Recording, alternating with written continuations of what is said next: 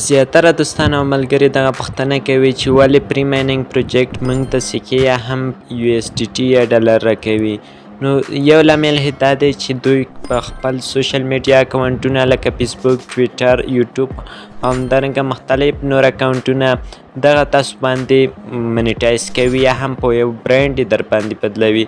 لکه څنګه چې همسټر کمباټ په یوازې په ډېر کم وخت کې 34 میلیونه سبسکرایب ترلاسه کړل، نو داسې مختلف نوره پروجیکټونه هم شته دي چې دوی په ډېر کم وخت کې ډېر زیات سبسکرایب ترلاسه کړل. اوس همسټر کمباټ په یوټیوب کې یو برانډ باندې بدل شوی چې دوی له دې یوټیوب چینل څخه په زراو ډالر او په لکاو ډالر ګټي.